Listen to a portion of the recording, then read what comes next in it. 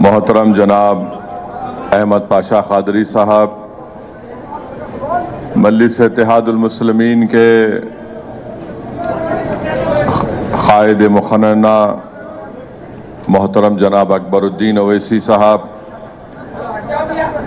अराकीन assembly मजलिस इत्तेहादुल मुस्लिमीन, अराकीन क़ानून साज council, साबिक़ा रुकन असम्बली मोहतरम जनाब मुमताज़ अहमद खान साहब, सदरुल मोतमदीन व अराकीन मजलिस इत्तेहादुल मुस्लिमीन, अराकीन बल्दिया, मोअज़्ज़िज़ हाज़रीन इकराम, बुज़ुर्गान कौम और मिल्लत और मेरी इज़्ज़तदार माँ और बहनों, मैं अपनी जानिब से आप तमाम को अहियाए मजलिस इत्तेहादुल मुस्लिमीन के 67 साल की तकमील पर मुबारकबाद देता हूँ और अल्हम्दुलिल्लाह एक सियासी जमात के लिए ये एक लंबा सफ़र नहीं होता, मगर वतन अजीज़ के इन तमाम नामसाइब हालात से जो आप और हम वाकिफ़ हैं, उस नामसाइब हालात में मजलिस इत्तेहादुल मुस्लिमीन ने अपने सियासी सफ़र को कामयाबी से जारी रखा और यकीनन हम अल्लाह का शुक्र अदा करते हैं कि अल्लाह सुब्हानहू व तआला ने मजलिस इत्तेहादुल मुस्लिमीन को जिस मकसद के तहत अब्दुल वाहिद ओवैसी फ़ख्र मिल्लत अलैहि रहमा ने मजलिस इत्तेहादुल मुस्लिमीन का अहिया किया, हम अल्हम्दुलिल्लाह हमारे बुजुर्गों की कुर्बानियों की वजह से, उनके जमात से अटूट वाबस्तगी की बुनियाद पर हमारे मरहूम माँ और बहनों ने जो घर में बैठकर इस जमात के लिए दुआएं की, जो घर से निकलकर इस जमात के परचम को भी थामा, हम अल्लाह से दुआ करते हैं कि अल्लाह उन तमाम मरूमीन की अल्लाह मग़फ़रत फरमाए, अल्लाह सारा मिल्लत की ख़बर को कुशादा फरमा दे, अल्लाह मजलिस इत्तेहादुल मुस्लिमीन के वो तमाम मरहूम क़ायदीन जिनकी ईसार और क़ुरबानियों की वजह से आज अल्लाह ने मजलिस इत्तेहादुल मुस्लिमीन को वतन अजीज़ में एक मुनफरद मुकाम अता किया, अल्लाह उन तमाम की मग़फ़रत करे। मेरे अजीज़ दोस्तों और बुज़ुर्गों, हमारे बुज़ुर्गों की कुर्बानियाँ, उनका ईसार हमको ये पुकार कर कह रहा है कि यकीनन मौजूदा दौर के टेक्नोलॉजी के तमाम चीज़ों को हमको इस्तेमाल करना है मजलिस की मजबूती के लिए, मगर एक बात याद रखिए, टेक्नोलॉजी ईसार को रिप्लेस नहीं कर सकती, टेक्नोलॉजी इखलास को रिप्लेस नहीं कर सकती, टेक्नोलॉजी कुर्बानी को रिप्लेस नहीं कर सकती।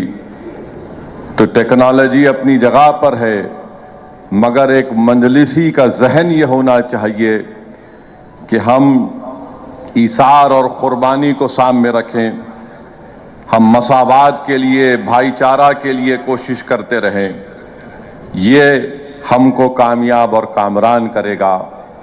यकीनन फेसबुक पर बैठकर लिखने से किसी हद तक फ़ायदा भी हो सकता है, सोशल मीडिया यूट्यूब पर वीडियो बनाने से, मगर याद रखिए ये जो 67 साल का सफ़र है वो कमरों में बैठकर हमने हासिल नहीं किया, वो अवाम के दरमियान में रहकर अवाम के जज्बात की तर्जुमानी हमने की, फसादात में हमने अपने सीनों को पेश किया, हमने मासूम लोगों की जानों को बचाया, चाहे वो किसी मजहब से उनका ताल्लुक़ हो। हमने अपनी पीठ हमारे दुश्मनों को नहीं दिखाई, बल्कि हमने इस जमात की सरबुलंदी और कामयाबी के लिए हम आगे बढ़ते गए। हमने झूठों के झूठे प्रोपेगेंडे से मुतासिर होकर हम अपने घर में नहीं बैठ गए, बल्कि हमको यकीन था कि अल्लाह सच को गालिब करेगा, और अल्लाह ने सच को गालिब किया। जिन्होंने झूठा प्रोपेगेंडा इस जमात के ताल्लुक से किया, आज वो गुमनामी में पहुंच चुके हैं। तो मैं अपने मजलिसी रुफ़क़ा से ही अपील करूंगा कि हमको अवाम के दरमियान में रहना है, हमको अवाम का काम करना है और बेबाकी से करना है।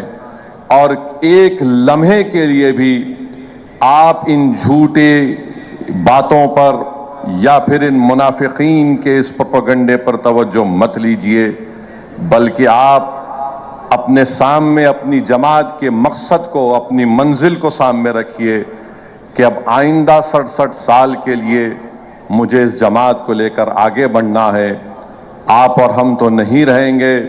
ये जो कुछ इस दुनिया में आया है, ये दुनिया खुद फानी है, हम भी चले जाएंगे। किसी एक ज़मीन के टुकड़े में हमको दफना दिया जाएगा। मगर अजीज़ दोस्तों और बुजुर्गों, मेरे गयूर मजलिसी रुफ़क़ा, हम जब इस खबर में हमको हमारी औलाद उतारेगी, तो या हम इस दुनिया से चले जाएंगे किसी भी मजहब के उनके आखिरी रसूमात के तौर पर, तो ये तिश्नगी लेकर हम नहीं जाएंगे कि मैं ये कर देता तो बेहतर होता। अभी वक्त है बेहतर काम करने के लिए, और वो बेहतर काम यह है कि अपनी जमात के लिए और मजबूती से काम करिए। दूसरी बात मेरे अजीज दोस्तों और बुजुर्गों, अभी आज से थोड़े दिन पहले उत्तर प्रदेश के चीफ मिनिस्टर ने उत्तर प्रदेश की असेंबली में ये कहा कि उर्दू पढ़ना कटमुल्लाओं की तरह मौलाना बनाना की बात है, साइंटिस्ट नहीं बनते। अब जाहिर है उत्तर प्रदेश के मुख्यमंत्री को तो उर्दू नहीं आती, मगर वो साइंटिस्ट क्यों नहीं बने, उसका जवाब वही दे सकते हैं। उत्तर प्रदेश के मुख्यमंत्री ने कहा कि उर्दू पढ़ने से कटमुल्ले बनते हैं। अब उत्तर प्रदेश के मुख्यमंत्री के जो बुजुर्ग थे या जिस आइडियोलॉजी से वो आते हैं, उनके किसी भी शख्स ने इस मुल्क की आजादी में हिस्सा नहीं लिया। ये गोरखपुर से आते हैं और उसी गोरखपुर से रघुपति साहेब फराख भी आते हैं। फराख गोरखपुरी उर्दू का एक बहुत बड़ा शायर था, मुसलमान नहीं था। अगर शायद असेंबली में कोई उठ के बोल देता मुख्यमंत्री को, तो मुख्यमंत्री बोलते नहीं नहीं उन्हें भी कटमुल्ला है। तो ये इनके ये इंटेलेक्चुअल कैपेसिटी है इनकी। फराख गोरखपुरी गोरखपुर के शायर थे, उर्दू के बहुत बड़े शायर थे। अब मेरे अजीज दोस्तों और बुजुर्गों, जिसके जहन और दिल पर गहन लग चुका है, तो दुनिया की कोई रोशनी उसके सर पे नहीं पहुंच सकती। फराख गोरखपुरी का शेर क्या है सुनिए, ये बीजेपी आरएसएस वालों को बता रहा हूं, जो उर्दू बोलने वालों को कटमुल्ला कहते हैं। फराख गोरखपुरी ने कहा था, सरजमीन हिंद पर अक़वाम आलम के फराख, सरजमीन हिंद पर अक़वाम आलम के फराख, काफिले बसते गए हिंदुस्तान बनता गया। सरजमीन हिंद पर अक़वाम आलम यानी नेशंस आए इस देश में, बसते गए हिंदुस्तान बना। अब ये जो आर्गुमेंट इनका आरएसएस का है कि नहीं ये बाहर से आए, तुम भी बाहर से आए। जितने आर्यंस है बाहर से आए, अगर ओरिजिनल है तो द्रविडियन और ट्राइबल लोग हैं। फराख गोरखपुरी ने सच्चाई को बयान कर दिया। अब इनको नफरत इतनी उर्दू से है कि इनको शायद ये भी नहीं मालूम होगा कि हसरत मोहानी ने कलकत्ता में अंग्रेज लीडर कौन था, मॉन्टेग्यू के खिलाफ हसरत मोहानी ने नारा लगाया था। क्या नारा लगाया था?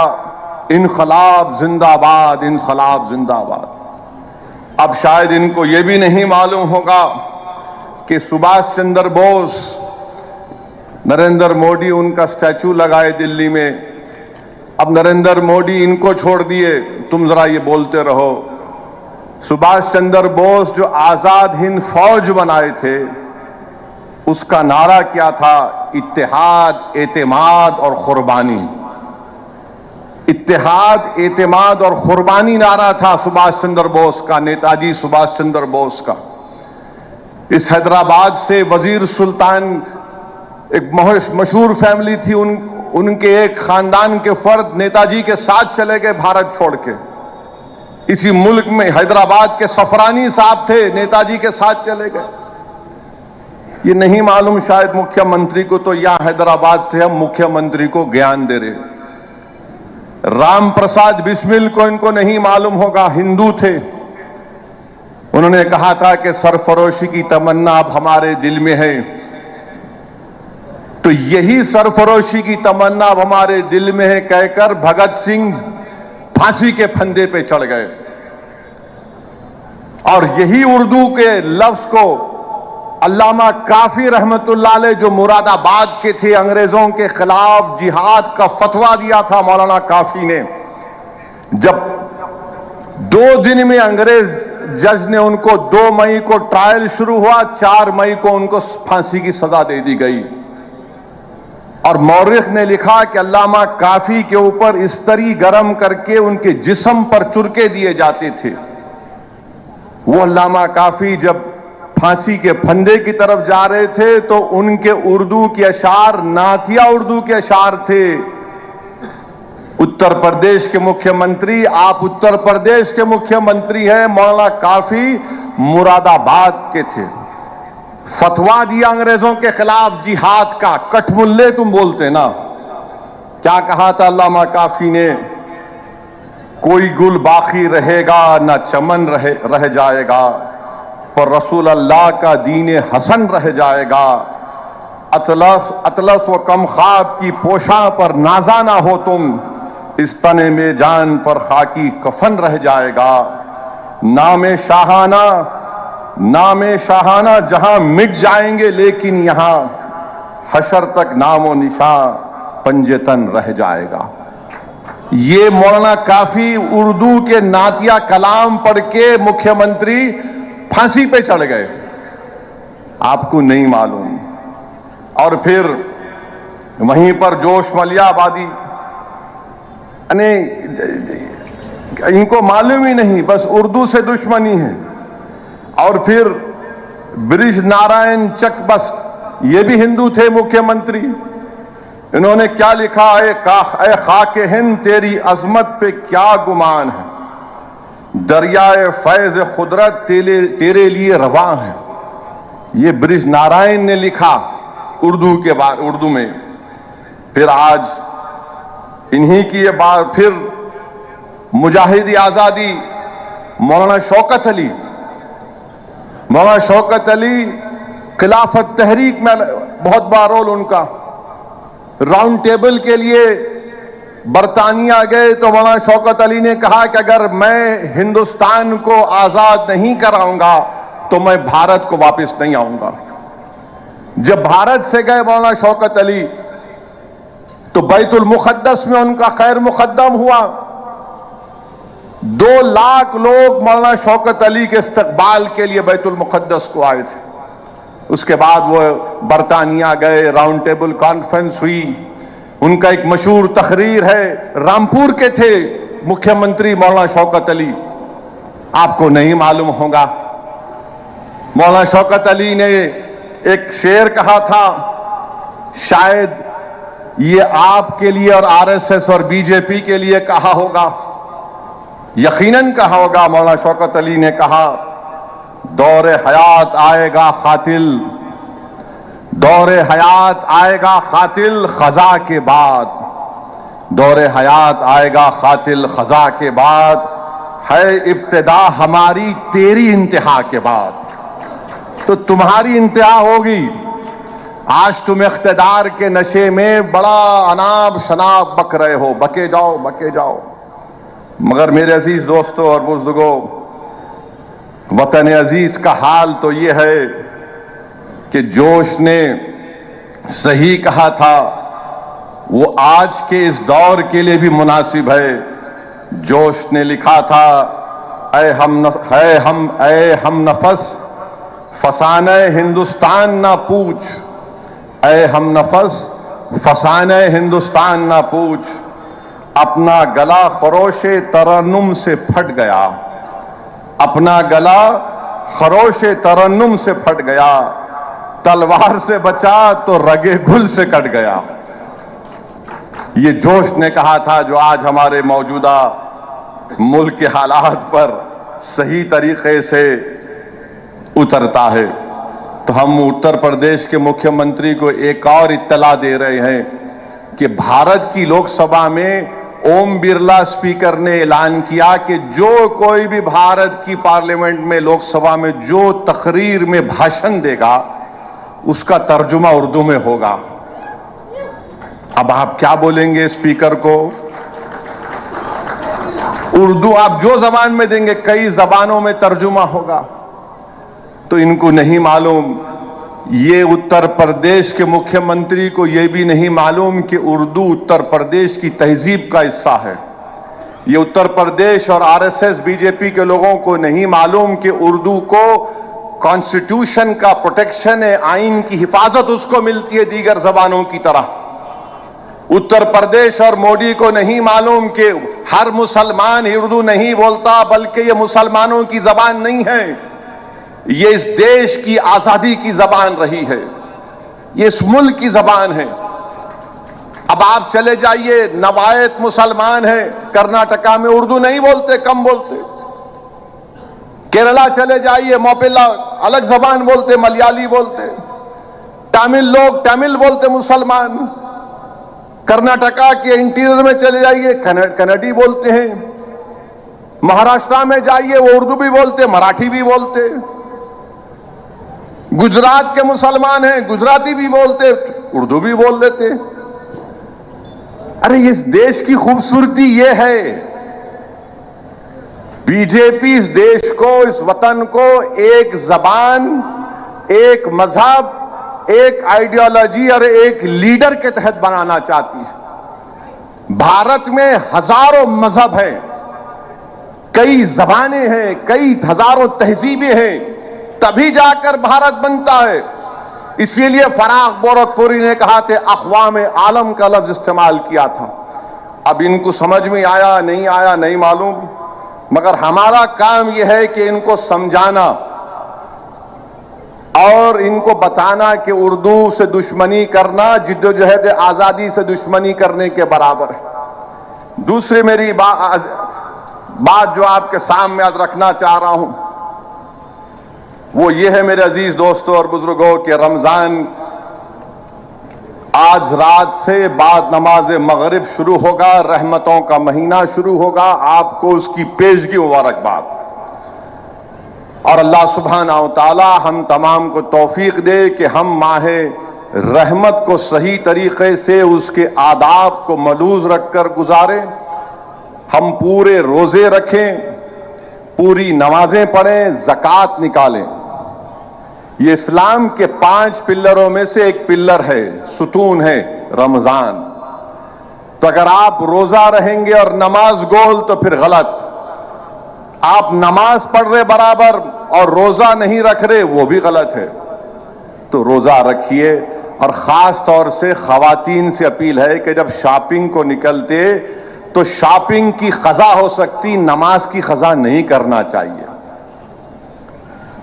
तो खवातीन से भी अपील है कि अपना टाइमिंग सेट करके निकलो आप। और मेरी शौहरों से भी अपील यह है कि अपनी बीवियों को 30 दिन तंग मत करो, छोड़ो उनको, रहम करो उनके ऊपर।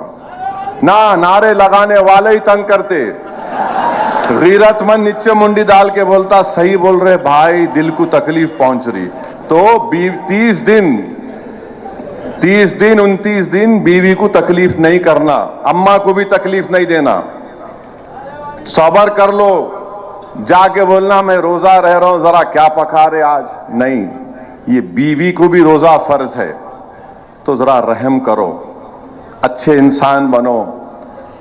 रोजा क्या है, मुंह में नहीं जाना। अब रोजे के आदाब उलमा ये भी बताए, इससे मुंह से क्या गलत निकलना वो भी नहीं निकलना। अकबरुद्दीन अवैसी साहब की एक तकरीर बड़ा सोशल मीडिया पे एक बहुत वायरल हुई, नहीं जब तक गोश्त जाके दाढ़ में अटकता नहीं पेट में उसको सुकून नहीं मिलता।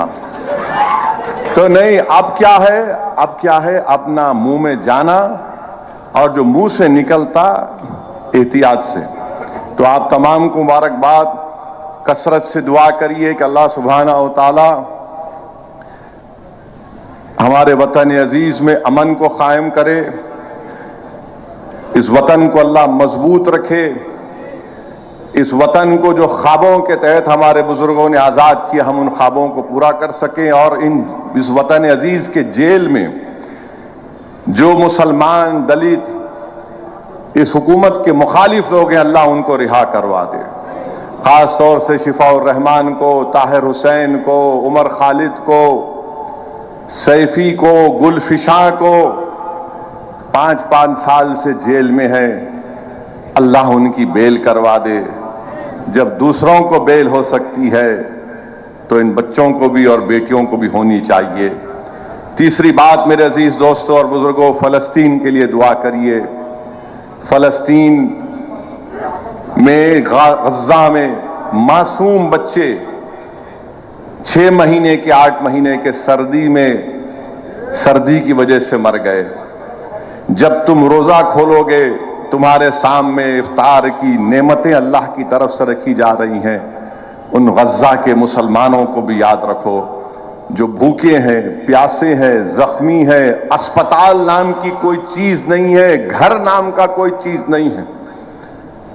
50,000 लोग मर चुके जिसमें से 18-20 हजार मासूम बच्चे मर गए हैं, मां बाप मर गए, खवातीन मर गए।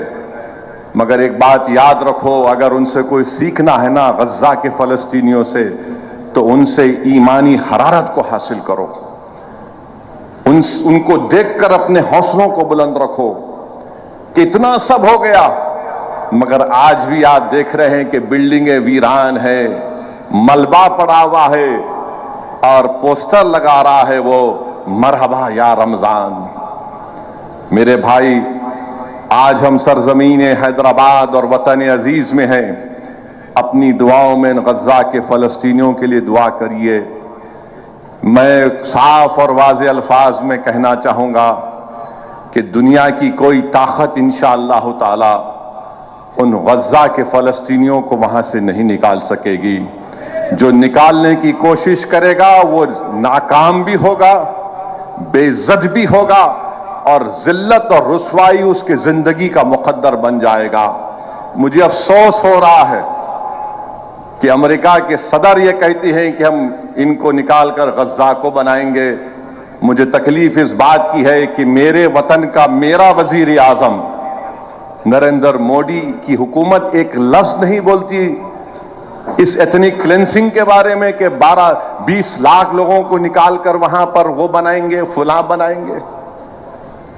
रिवेरिया बनाने के लिए 75 साल से 80 साल से फलस्तीनी नहीं लड़ रहा है, बड़ी बड़ी ऊंची बिल्डिंगों को बनाने के लिए नहीं लड़ रहा है, वो आजादी के लिए लड़ रहा है कि मुझे आजादी मिले, ये मेरा जमीन है।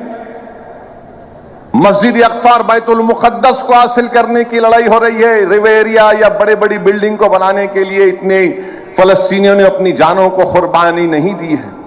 अफसोस कि नरेंद्र मोदी की हुकूमत और वो खुद एक लफ्ज नहीं बोलते इस एथनिक क्लेंसिंग के ऊपर। मेरे अजीज दोस्तों और बुजुर्गों, चौथी बात यह है कि वफ का ये, हाँ, चौथी अहम बात यह है कि हर जगह पे मीडिया में लिखते नहीं उन्होंने 400 साल पहले मंदिर को तोड़ दिए थे।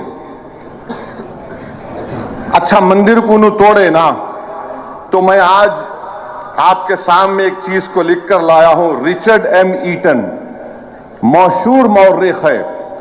रिचर्ड एम ईटन लिखते हैं कि उनकी किताब है टेम्पल डिसेक्रेशन कुछ नाम से, वो लिखते हैं कि 16 और 80 मंदिरों को मुसलमानों की हुकूमत कब से रही, 11 ईस्वी से शुरू हुई ना, 11th सेंचुरी या 12 सेंचुरी, उसमें 16 या 80 मंदिरों को तोड़े।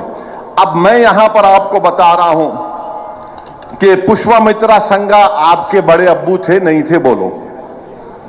पुष्पमित्रा संगा आपके नाना के दादा के बड़े अब्बा थे नहीं थे? बोलो। पुष्पमित्रा संगा ने हजारों बुद्धिस्ट लोगों की इबादतगाहों को निस्तो नाबूद कर दिया। अब पुष्पमित्रा संगा को तुम अपना बोलो, उसके गाली दो, उसको पिक्चर ही बनाओ पुष्पमित्रा संगा पे, नहीं बनाएंगे। दूसरा, एक छोला किंग था, राजाधिराजा एक, चालुक्य को हराने के बाद उसने वो जो दारुल हुकूमत कल्याणी, उसको वहां से बर्बाद किया और वहां से काला पत्थर उठाकर तंजावुर में लगा दिया। आज भी है, जाके देखो। उस पर कोई पिक्चर बनाएंगे आप? उस पर कोई तबसरा करेंगे आप? नहीं करेंगे। फिर एक पल्लवा नरसिम्हन एक गणेशा की मूर्ति को चोरी किए, ले लिए, हासिल किए। चालुक्य का कैपिटल वाटापी में 640 ईस्वी में। अभी कोई मुसलमान नहीं आए यहां पर। कौन थे? इनके बड़े अब्बू थे नहीं थे? नहीं मालूम। अच्छा, ह्यून सैंग, पब्लिक स्कूल में हम पढ़े। ह्यून सैंग कौन थे? ह्यून सैंग ने लिखा कि शशांक का बोधि ट्री को काट दिए। ह्यून सैंग लिख रहा है। अब वो बोलो कौन थे उन्होंने? और शशांका जो है 6 और 7 सेंचुरी में किंग ऑफ गौर यानी बंगाल को, गौर बंगाल को बोलते जमाने के, बुद्धिस्ट हर्षा से मुलाकात की और पीपल ट्री को, जिसमें हमारे बुद्धिस्ट लोगों का अकीदा है कि वहां पर बुद्धा को पूरे क्या बोलते वो इख्तियारात मिले, जो भी मिले, उसको तोड़ने की कोशिश करे। 1950 कॉमन ईरा बोलते, आज का लेडी नहीं बोलते। यशोवर्मन खजुराहो की लक्ष्मण मंदिर, यशोवर्मन क्या करे थे? देवापाला को डिफीट दिए, हराकर आप वहां से वो लेकर आए। 10 सेंचुरी में, 10वीं ईस्वी में राष्ट्रकूटा किंग इंदिरा जो है, बादशाह इंदिरा, कालाप्रिया की मंदिर को तोड़े। अरे पूरी तारीख तुम्हारे सामने रख दूंगा मैं। तुम्हारा प्रॉब्लम क्या है कि तुम्हारे बड़े अब्बू जो करे तुम उसको भूल जाते, आपके मामू जो करे वो आप भूल जाते, और मेरे को बोलते तुम बोलो तुनू करे। अरे मेरे को क्या करना है मुगलों से? उन्होंने क्या, मेरे अब्बा थे, नाना थे, कुछ भी नहीं थे, बादशाह थे। बादशाहों को कोई मजहब नहीं होता, याद रखो। बादशाहों का कोई मजहब नहीं होता। बादशाह मजहब को इस्तेमाल करके अपनी हुकूमत को बढ़ाता। उसको लगा कि दूसरे बादशाह को हराने के बाद उसकी जो सबसे ताकतवर जगह है मैं उसको तोड़ दिया, उसको हासिल कर लिया तो लोग मेरे को कबूल कर लेंगे। हर चीज में लगे जा रहे हैं। नहीं तुम बोलो, तुम बोलो। 500 साल पहले बाबा हम क्या करेंगे? 500 साल पहले जो हुआ प्रेजेंट में क्या करना है? अगर आप करना चाह रहे हैं प्रेजेंट में तो फिर इसका भी बोलो। और फिर छत्रपति शिवाजी महाराज के बारे में नरेंद्र मोदी जी पिक्चर को प्रमोट किए। अच्छा किया, आप पिक्चर को ही प्रमोट करते, आप देश को नहीं चला रहे, आप पिक्चर के हीरो की तरह काम कर रहे हैं। मगर ये बोलिए, अगर संभाजी महाराज से मोदी को और बीजेपी को इतनी मोहब्बत है तो भाई वो मराठाओं को रिजर्वेशन दो ना। मराठाओं को रिजर्वेशन क्यों नहीं देते आप? ये संभाजी महाराज से तुम्हारी मोहब्बत है कि पिक्चर देख के कोई रो रहा है? अबे रो रहा कहीं को, लड़के बोल, इतनी बड़ी कुर्बानी दिया छत्रपति संभाजी ने, हमको रिजर्वेशन मिलना चाहिए। मगर मोदी जी बोले खाली पिक्चर देखो, रिजर्वेशन की बात ही मत करो। हम हमारे मराठा भाइयों बहनों के साथ थे। मैंने इलेक्शन में कहा था मैं आपके रिजर्वेशन की लड़ाई लड़ूंगा। अब ये बीजेपी आरएसएस वाले ये भी नहीं बोलते कि इनसे पूछो कभी आप, अच्छा ये बता शिवाजी के दादा का नाम क्या है? तू तेरे दादा का नाम बोल। मैं बोल सकता हूं अब्दुल वाहिद ओवैसी। शिवाजी के दादा का नाम था मालाजी भोसले। मालाजी भोसले को औलाद नहीं हो रही थी तो उन्होंने उस वक्त के बुजुर्ग शाह शरीफ रहमतुल्लाह अलैह के पास गए। अहमदनगर में आज भी दरगाह है उनकी, दायरा है, वहां पर गए उनको दो बेटे हुए, एक का नाम उन्होंने शाहजी रखा, एक का नाम शरीफ जी रखा। तो मराठाओं ने एक दो गांव उस दरगाह के नाम पे कर दिए। अरे भाई, शिवाजी के फौज में, शिवाजी जब आगरा के किले से भागे तो मुसलमान उनके साथ, शिवाजी की आर्मी का जनरल मुसलमान, छत्रपति शिवाजी महाराज का नेवी का इंचार्ज मुसलमान, छत्रपति शिवाजी महाराज का फाइनेंस मिनिस्टर मुसलमान, और ये जो मुगलों की फौज आई उसमें भी हिंदू लोग हैं, उसमें भी हिंदू लोग हैं। मगर पूरा हो क्या रहा है, नहीं नहीं तुम करे तुम गए। अरे 500 साल पहले जो हो रहा, अगर मैं जिम्मेदार तो फिर ये 2000 साल पहले या 1500 साल पहले हुआ या 800 साल पहले, उसका क्या करेंगे? उसका हिसाब किताब कौन देगा? तो मेरे अजीज दोस्तों और बुजुर्गों, ये एक बात हो गई। पांचवी बात यह है कि वक्फ बिल का मामला, हुकूमत ने उसको पास किया, कैबिनेट में अब नया बिल लाएंगे। मैं फिर से कह रहा हूं, नरेंद्र मोदी की सरकार सिर्फ मुसलमानों से नफरत की बुनियाद पर वक्फ का कानून बनाने के लिए बिल को ला रही है।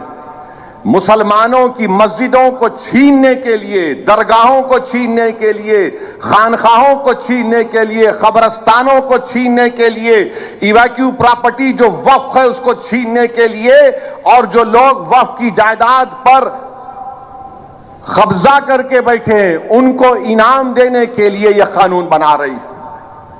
वक्फ बा यूजर को निकालना कितना बड़ा झूठ मोदी जी कर रहे हैं। और क्या कर रहे हैं कि आप हिंदू धर्म की लॉ की किताब है, जस्टिस BK मुखर्जी की किताब, हमारे हिंदू भाइयों से कह रहा हूं, हिंदू लॉयर से कह रहा हूं, BK मुखर्जी की किताब को पढ़ लो। BK मुखर्जी की किताब में यूजर बाय यूजर किसी मंदिर की प्रॉपर्टी हो जाती है, बाय यूसेज प्रॉपर्टी हो जाती है। हिंदू धर्म के भाई बहनों से कह रहा हूं, BK मुखर्जी की किताब में जब वो हो सकता है तो मुस्लिम धर्म में वक्फ बा यूजर कैसा निकालेंगे आप?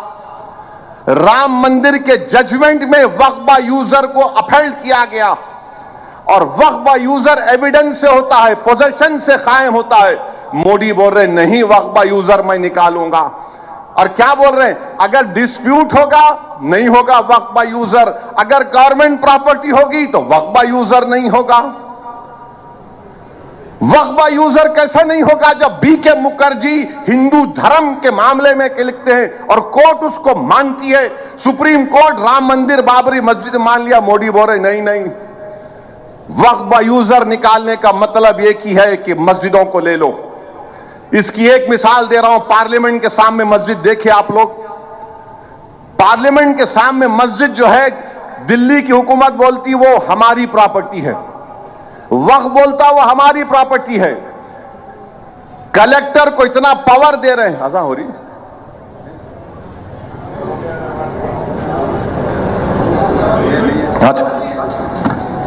आजा हो रही है।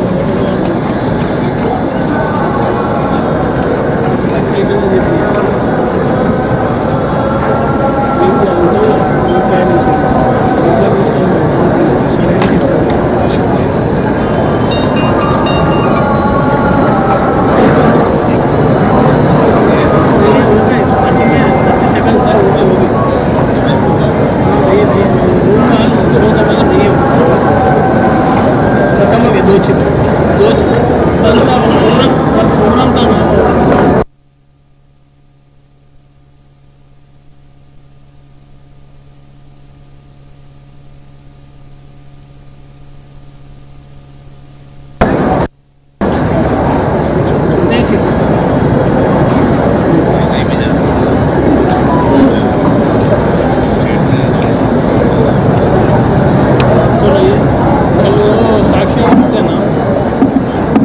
बिस्मिल्लाहिर्रहमानिर्रहीम। ये जो वक्फ बिल लाया जा रहा है, हमको हमारे इबादत गाहों से महरूम करने के लिए लाया जा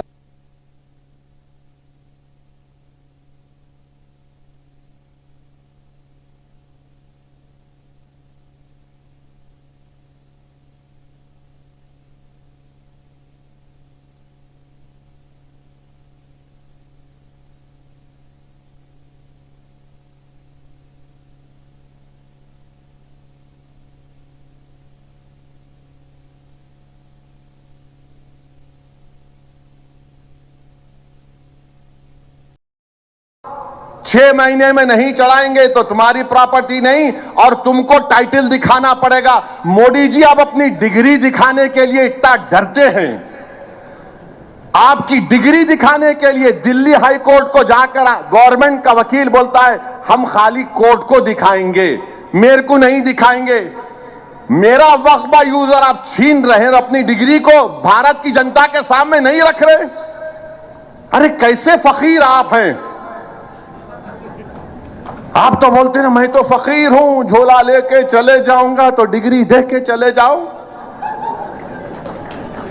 डिग्री नहीं दिखाएंगे मगर हमसे कह रहे कि पोर्टल पे डालना पड़ेगा।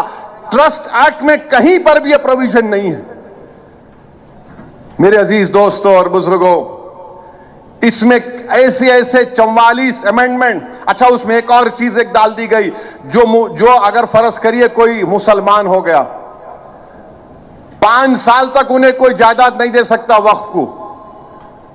अच्छा, उसमें अमेंडमेंट क्या किए, उन्हें डेमोन्स्ट्रेट करना, उन्हें मजाहरा करना, दिखाना। कैसा दिखाना, उन्हें दाढ़ी छोड़ना।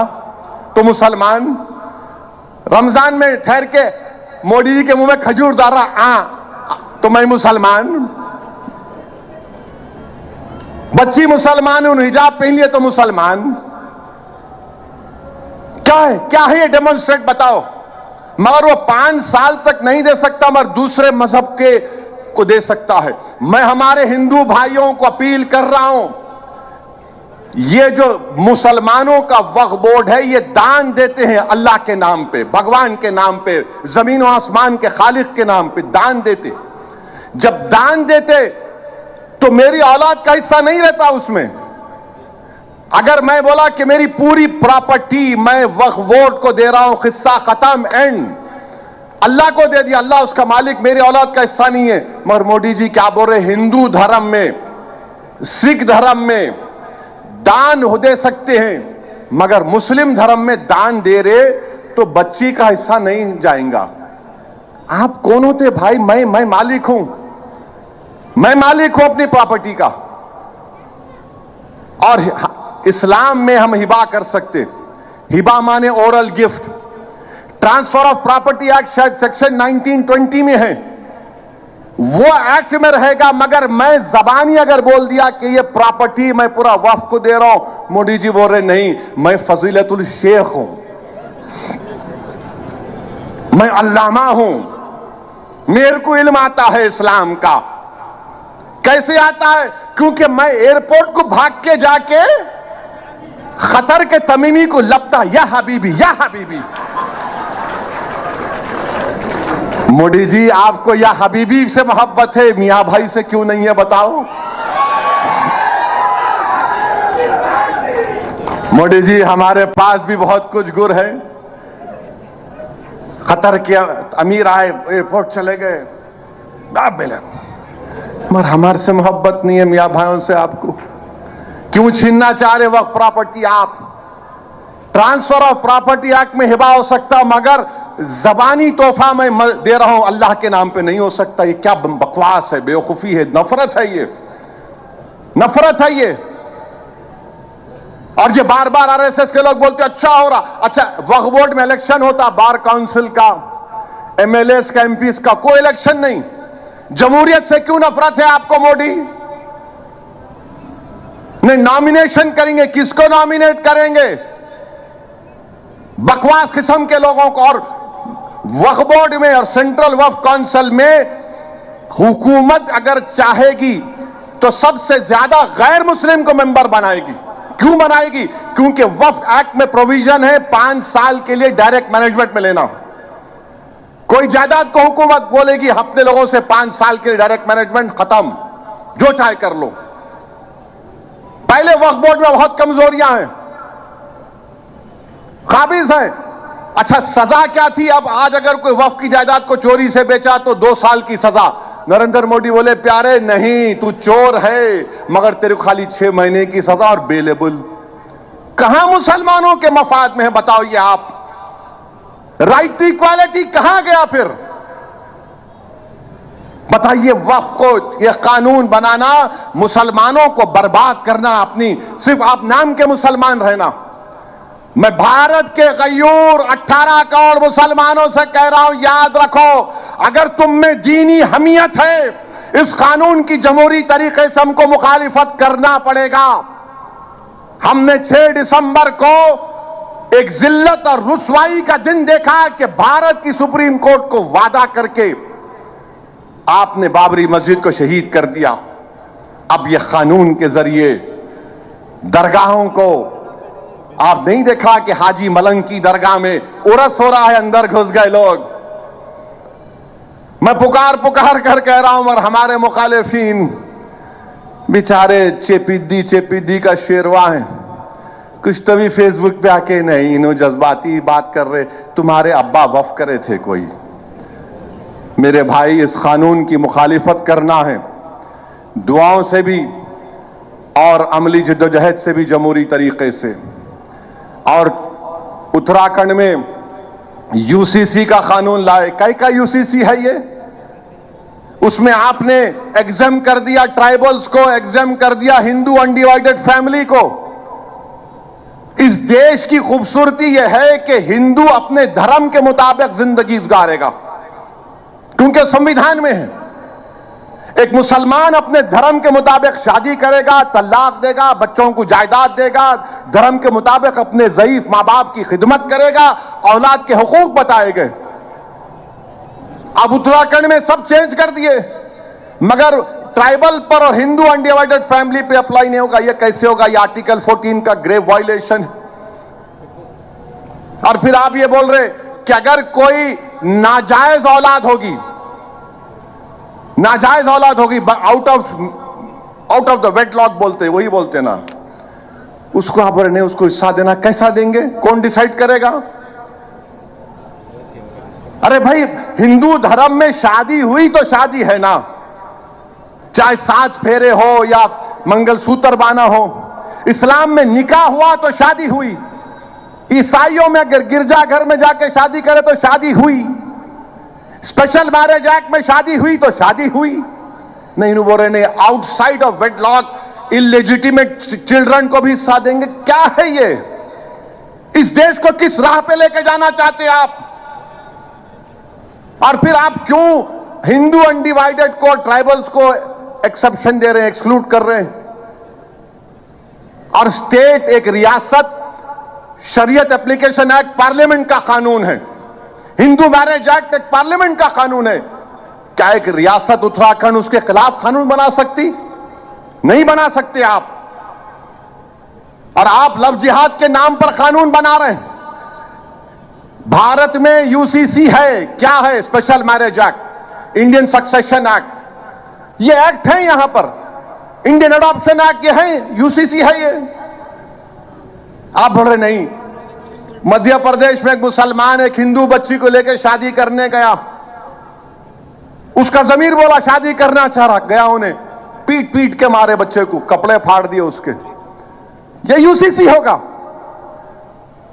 गुजरात में डिस्टर्ब एरियाज एक्ट है, एक एरिया को डिस्टर्ब बोले, हिंदू मुसलमान को नहीं बेच सकता, मुसलमान हिंदू को नहीं बेच सकता, मगर हम विश्वगुरु बनना चाह रहे हैं, विकसित भारत बनाना चाह रहे हैं। ये यूसीसी इस देश को कमजोर कर देगा।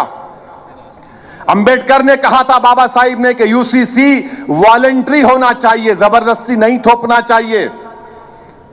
और उत्तराखंड में बना दिया आप। हम इसका कंडेम करते हैं। ये आर्टिकल 25 का, फोन दो, ये आर्टिकल 25, 26 और 14 का वायलेशन है।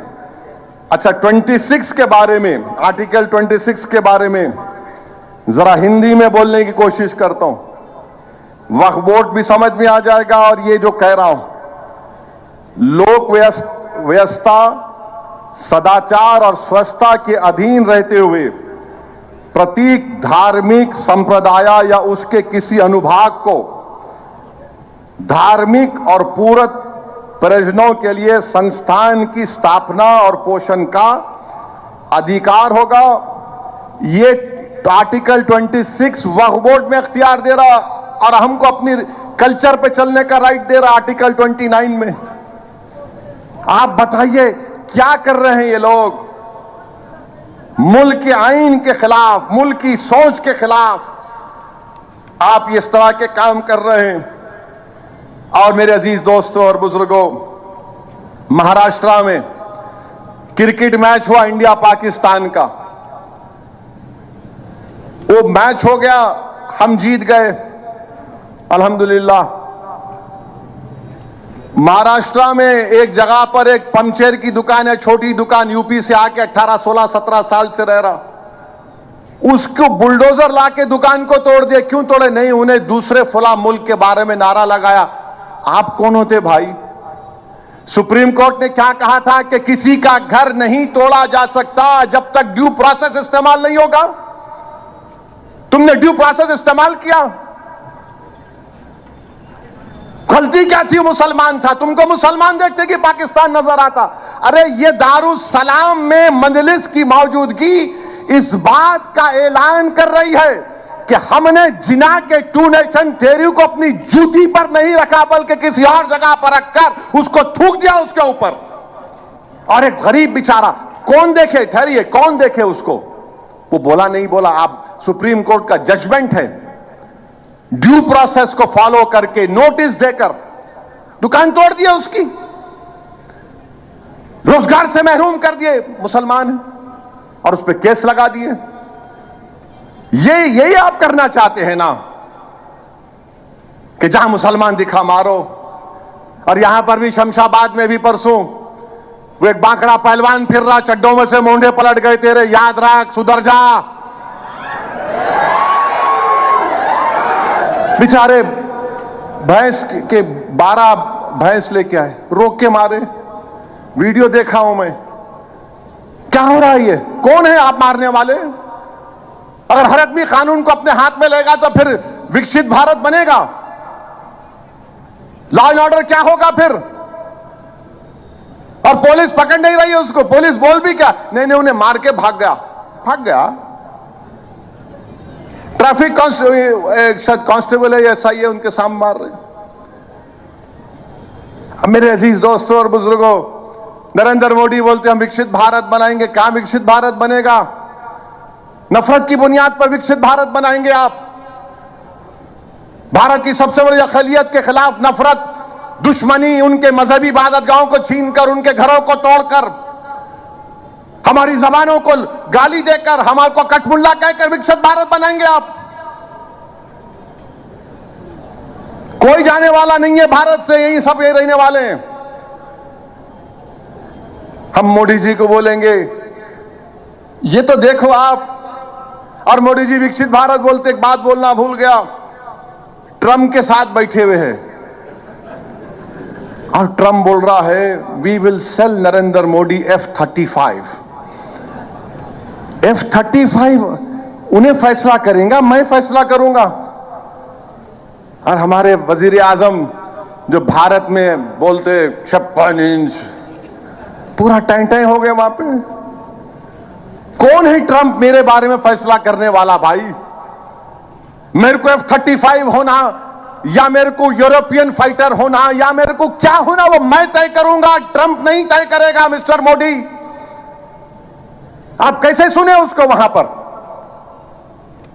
और टैरिफ लगा रहे हैं, टैरिफ। कल क्या हुआ स्टॉक एक्सचेंज में? ये जो मीडिया जो है ना, जो मोदी जी के बहुत मोहब्बत करने वाले हैं, उनको ख्वाब में भी अगर कोई सुन लिए मोदी के खिलाफ तो भड़बड़ा के उठते, उसके खिलाफ कल सुबह में शुरू करो ऑपरेशन, बोलते हो लोग। कल स्टॉक एक्सचेंज को क्या हुआ? निफ्टी पिट गया। क्यों पिटा? मालूम हुआ कि फॉरेन इंस्टीट्यूशन इन्वेस्टर्स भारत छोड़ के जा रहे। अमेरिका और चाइना की मार्केट की तरफ जा रहे और 1,15,000 करोड़ इंडियन मार्केट से अपना पैसा निकाल लिए। और करो आप, और करो। और फिर ये भारत की इकोनॉमी में भारत के ट्रस्ट कम हो रहा है, और अगर ट्रंप अपने टैरिफ को बढ़ा देगा तो गोल्डमैन सैक्स एक अमेरिका का बैंक की रिपोर्ट है कि अगर अमेरिका टैरिफ को करेगा तो भारत का जीडीपी 0.6% कम होगा। आप बोल दो इसको, बताओ ये सच कह रहा हूं झूठ कह रहा हूं मैं। मेरे अजीज दोस्तों और बुजुर्गों, इन बातों पर आपको और हमको गौर करना है। मजलिस इत्तेहादुल मुस्लिमीन के 67 साला सियासी सफर का जिक्र अकबरुद्दीन ओवैसी ने अपनी जामे तकरीर में आपके सामने रख दिया। 40 साल में 5,000 डॉक्टर भारत की तरक्की के लिए, भारत की सेहत, आवाम की सेहत को अच्छा रखने के लिए 5,000 डॉक्टर निकले। 40 साल में 5,000 से ज्यादा डॉक्टर्स निकले। अब आप सोचो, ये डॉक्टर अगर निकल रहे हैं तो मेरे घर में आके बैठ रहे या गरीबों के घरों में चिराग रोशन कर रहे हैं। ये 5,000 डॉक्टर जो बने हैं, ये भारत को मजबूत बना रहे हैं, मुसलमानों में इल्म की शमा को रोशन कर रहे हैं। और हमारे मुखालिफिन नहीं, फेसबुक पे आके ऐसा नहीं करे। अरे पापियों, थर्ड रेट फेलोज, तुम एक क्लिनिक नहीं चला सकते? तुम क्या बात कर रहे बाबू? खाली बैठ के नहीं ऐसा कर रहे, एक को बिठा लेते, एक को नहीं, उन्हें बहुत गरीब है, उनको पैसे डाल दो। ये क्या धंधा है? ये क्या धंधा है बोलो आप?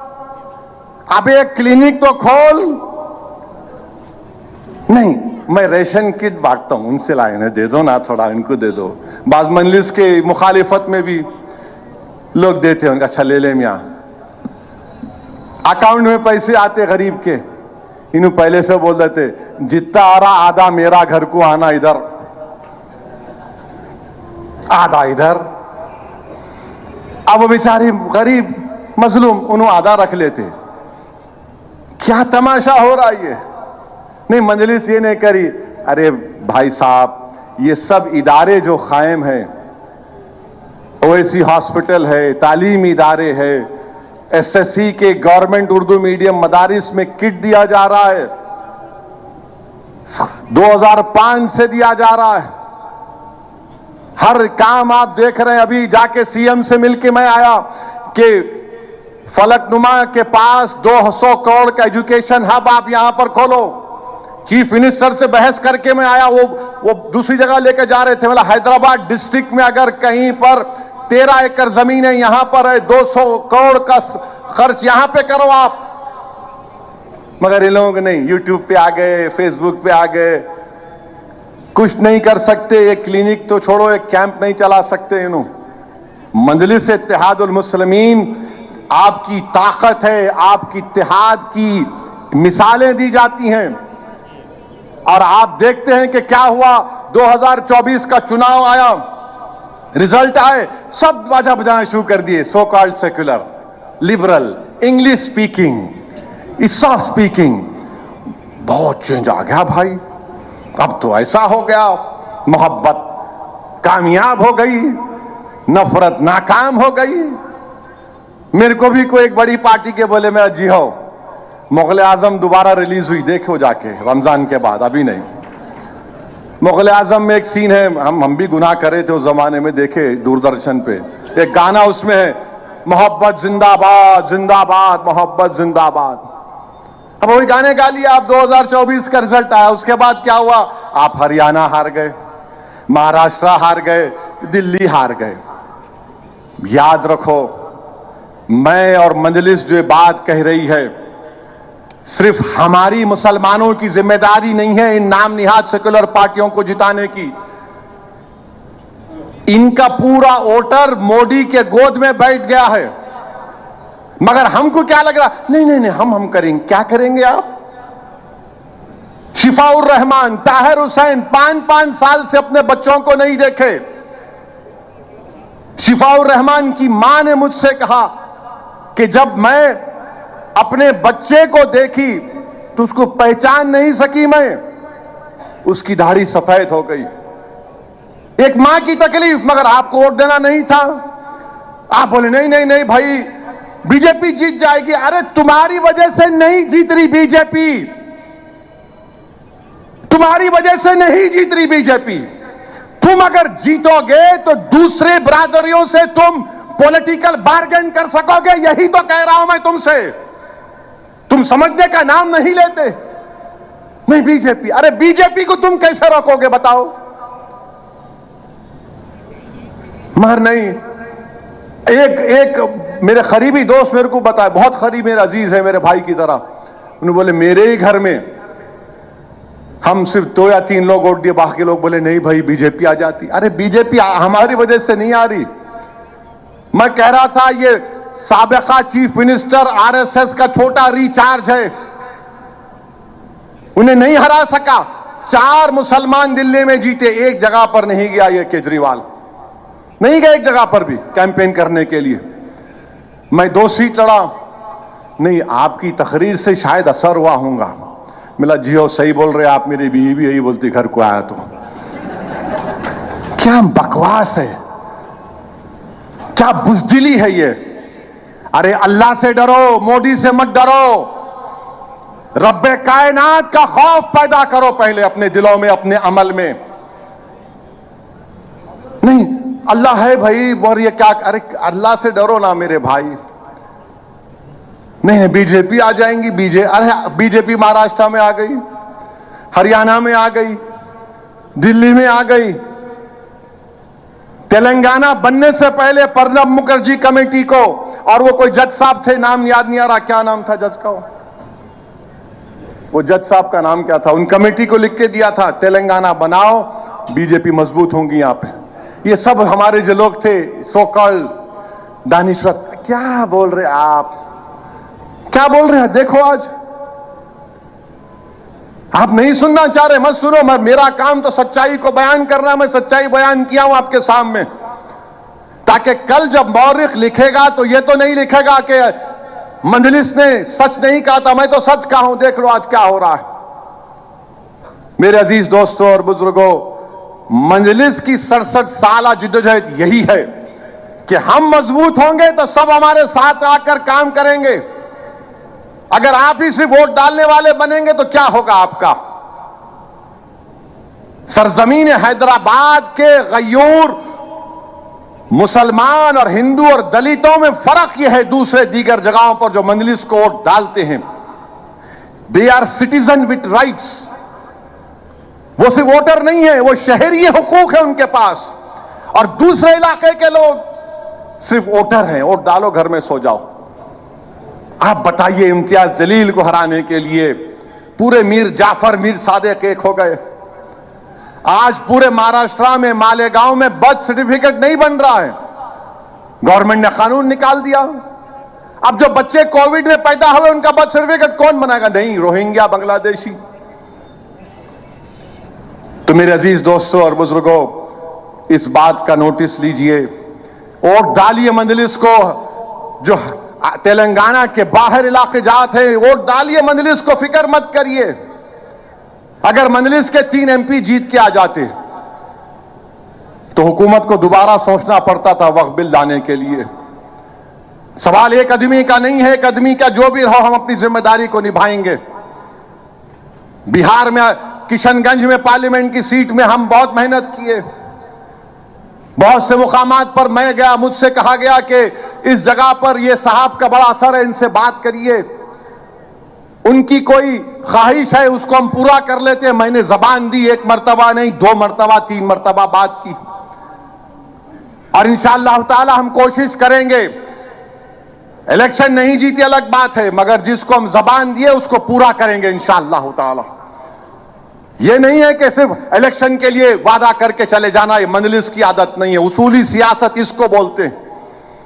मेरे अजीज दोस्तों और बुजुर्गों, मेरी आप तमाम से अपील है कि अपने वोट की अहमियत को समझिए। बीजेपी को हम नहीं रोक सकते, ये हमारी जिम्मेदारी नहीं है। बीजेपी को रोकना ये तमाम सेकुलर पार्टीज की जिम्मेदारी, अगर वो सेकुलर हैं तो। उनका वोटर कहां गया बताओ फिर? Where has there voter gone? किधर चला गया?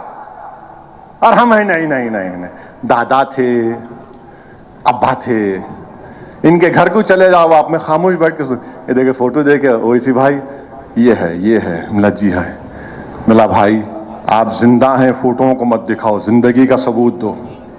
नाराज हो जाते आप, ऐसा बोल रहे, मतलब बिल्कुल सही बोल रहा हूं आपसे। भारत की जमहूरियत मजबूत होगी अगर आप अपने मुस्लिम दलित नुमाइंदों को कामयाब करेंगे, वरना हम सिर्फ वोटर बन के रह जाएंगे, सिटीजन विद राइट्स नहीं रहेंगे। याद रखो मेरी इस बात को, आपको सिटीजन विद राइट्स बनना है। ये मेडिकल कॉलेज, इंजीनियरिंग कॉलेज आपको मिलता था क्या? सोचो आप, हम 5000 डॉक्टर बना 40 साल में बोल रहे, देते थे आपको? क्यों दिया आपको? क्योंकि आपके पास सियासी ताकत थी, आपके नुमाइंदे थे, आपने अपनी बात को मनवाया, पॉलिटिकल बार्गेनिंग की। और लाखों सलाम उस रब्बे करीम कि हबीब मोहम्मद मुस्तफा सल्लल्लाहु अलैहि वसल्लम के सदक़े तुफैल में अल्लाह ने सालारे मिल्लत के और उनके तमाम उस वक्त के साथियों में इस बात को डाला कि हम वोट डालेंगे, भास्करों का साथ देंगे, मगर अपनी जात के लिए नहीं, कौम के मफाद में करेंगे। अगर 84 में सालार वो फैसला नहीं लेते इदारा साजी का, तो क्या रहता हमारे पास? बताओ आप, क्या रहता हमारे पास? एक फैसला सालार ने लिया 40 साल पहले मजलिस में, आज नस्लों को फायदा हो रहा है। वो काम मजलिस ने किया। मेरे अजीज दोस्तों और बुजुर्गों, बस यही चंद अहम गुजारिशात मुझे आप तक रखना था। और रमजान के महीनों में पूरे अदब को मलूज रखिए। जितने अपने मजहबी इदारे हैं उनको ज़कात दीजिए, और जिस किसी को पैसा दे रहे मालूम करिए कौन है इन्हों, तस्दीक करिए इन्हों आपके पैसों का सही इस्तेमाल कर रहे या नहीं कर रहे, देख लीजिए। बाद में आके मेरे सामने बैठकर शिकायत करने से कोई हल निकलने वाला नहीं है। और पहले अपने घर में तलाश करिए मुस्तहक लोगों को, अपने भाई बहन को जो गरीब हैं, उनके औलाद को जो गरीब और मुस्तहक हैं, अपने महल्ले में अपने रिश्तेदारों को तलाश करिए। इसके बाद आप दूसरों की तरफ जाइए। आपके ही खानदान में से कई लोग हैं जो इज्जत को अपनी बचाने के लिए आपके सामने आकर हाथ नहीं फैलाते। आपके महल्ले में ऐसे कई लोग हैं जिनको इज्जत प्यारी है, वो आपके सामने आकर हाथ नहीं फैला सकते। इनको तलाश करो, देखो इनको तलाश करके देना। ये सुन्नत अहले बैत है, ये सुन्नत अहले बैत है। इमाम हसन का मशहूर वाकया शहजादे जन्नत का कि एक साहिल आया, घर में भूखे हैं, फाका चल रहा है, रोजा भी थे, खाने को कम थे। एक साहिल आके बोला कि अहले बैत आले रसूल खाना खिला दो। आपने उठाकर उस गरीब को दे दिया और आंख में आंसू आ गए इमाम हसन के। पूछने वाले ने पूछा कि शहजादे आले रसूल क्यों रो रहे हो? तो बोले काश मैं निकल कर इसको तलाश करता और उसकी तकलीफ को दूर कर देता। तो मेरे अजीज दोस्तों और बुजुर्गों, इस माह मुबारक में अल्लाह हम तमाम को तौफीक दे बशमूल मेरे कि हम इस माह मुबारक के अदब को मलूज रखें और मजलिस इत्तेहादुल मुस्लिमीन को मजबूत रखिए। बिहार में इंशाअल्लाह ताला अच्छा फैसला लिया जाएगा। कितने कैंडिडेट खड़ा करना है नहीं करना है हम तय करेंगे। ज्यादा जगह पर गैर जरूरी खड़ा करना हम अपनी ताकत को ज़ाय करने के बराबर है। और शायद तेलंगाना में बल्दिया के इलेक्शन भी होंगे, महाराष्ट्र में भी होंगे, हमको मेहनत करना है। और ये जो बीजेपी के स्टेज पे जाके ये चंद बैठ गए थे जोकर, पसमानदा मुसलमान बोल के, अब बीजेपी खुद भूल गई है। तेलंगाना में सेंसस हुआ, मुसलमान कैसे आ गए? अब बोलो जो बीजेपी का बाजा बजा रहे थे, मोदी जी फुला, मोदी जी ये, अब देख लेना असली चेहरे को। ये है हिंदुत्व, ये है वो सोच जिसका हम सबको मुकाबला करना है। बहुत बहुत शुक्रिया। अल्लाह हम तमाम को साबित कदम रखे और अल्लाह मजलिस को सुबह क़यामत तक, इस दारुस्सलाम को सुबह क़यामत तक आबाद और शादाब रखे। वाखिर दावान अल्हम्दुलिल्लाहि रब्बिल आलमीन।